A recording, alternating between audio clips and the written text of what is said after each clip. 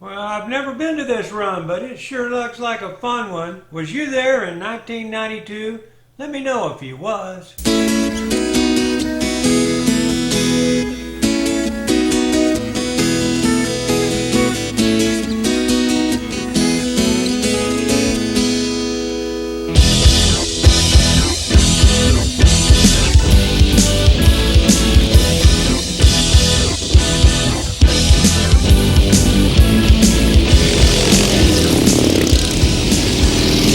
The Loudon Classic is probably the oldest biker event in the country. Traditionally held on Father's Day, it's been around since 1923 and has grown to be the major New England area run. The big attractions are Rolling Hills, Weir's Beach on Lake Winnipesaukee, and no helmet law in New Hampshire.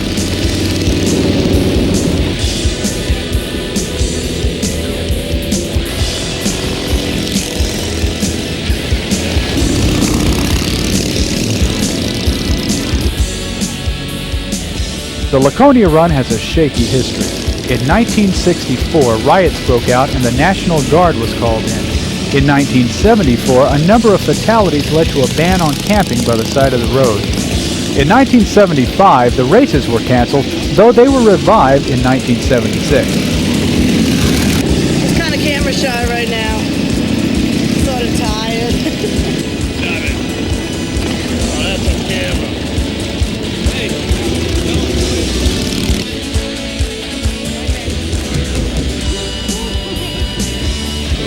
Think like it does.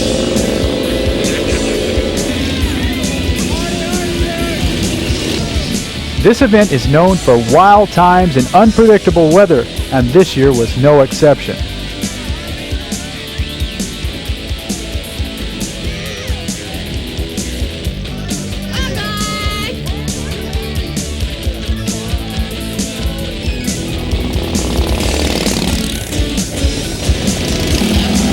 Aren't you coming back with us?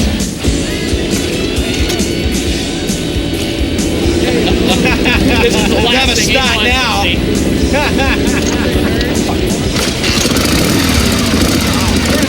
Good luck. Follow me around. The races? What races? We came to party.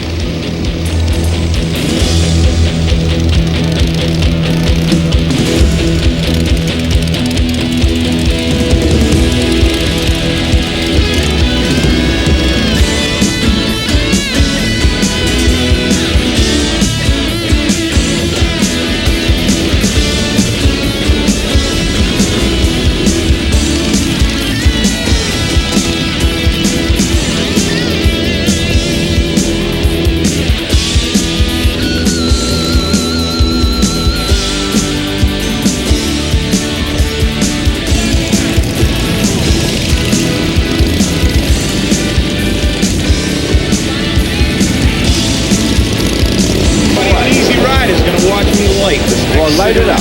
Hey, last year you were in the magazine. In honor of all nude women in the Did you see a community. picture?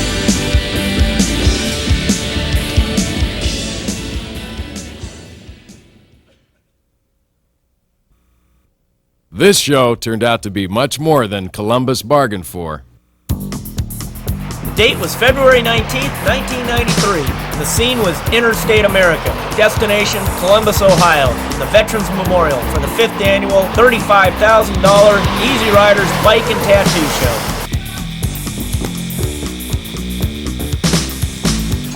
Rigid snow conditions couldn't freeze out the brothers who had trekked across land and sea from as far away as Europe and Alaska to attend the show.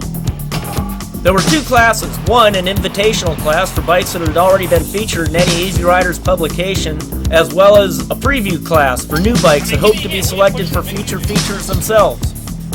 The doors rolled up and the participants unloaded their precious cargo. There was plenty of work to do for both bike owners and vendors. This was the culmination of the 1992 Regional Easyriders Bike and Tattoo Circuit.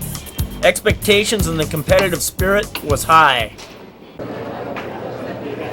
Just up the street from where the bike show was held, a new Easyriders mega store opened up, carrying biker accessories, clothing, and much more.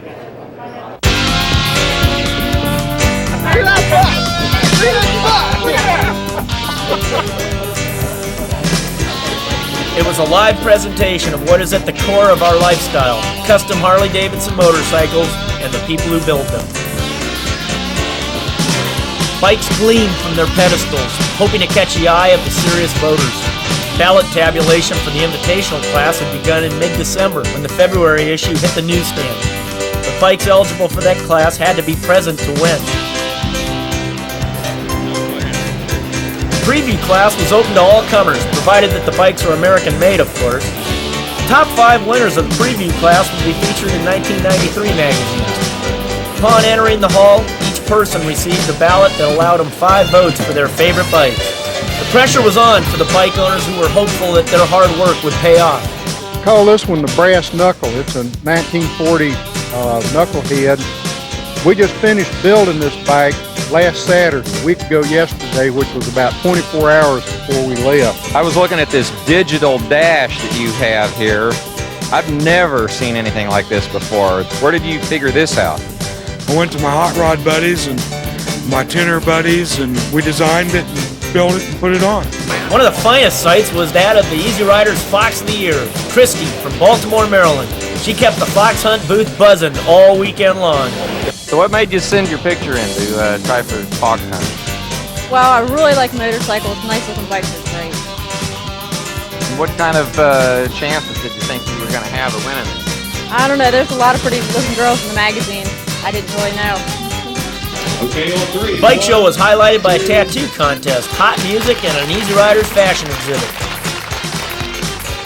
The winners of the tattoo shows, which were decided by the crowd's response and applause, would also be featured in Tattoo magazine. Hey, you can't party without music, and we have one of the best biker bands around, the Burnt River Band, featuring Stan the Man on lead guitar.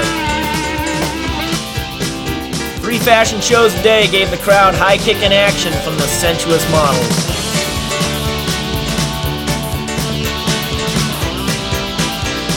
The months of tedious, head-cramping toil were about to be rewarded for a deserving group of dedicated scooter crafters. The suspense built daily as votes were entered and computer tabulated, spitting out the growing results and the 2 groups of winners for the invitational classes and the top 15 preview winners.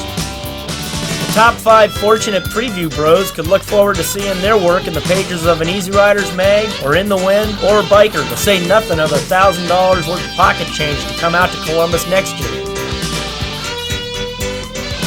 A hush fell over the anxious onlookers as Keith Bandit Ball read off the winners. There was as much anxiety in the air as any Oscar presentation. The man whose bike got the most attention of the fans was Raymond Demars from Brossard, Quebec, Canada, with his 1990 Softail Custom. Earning first place honors in the Invitational was Glenn Hartzell for his 1948 Indian Chief. He went home $5,000 richer. And for the first time this year, awards were given for the hard work it takes to cart and erect custom displays. Mike Fisher's 1947 Indian Chief and the display it was sitting in was pure nostalgia. Lots of leather with a sandy desert scene and a wooden corral. He also walked off with 3rd place Best of Show in the Invitational class and $2,000.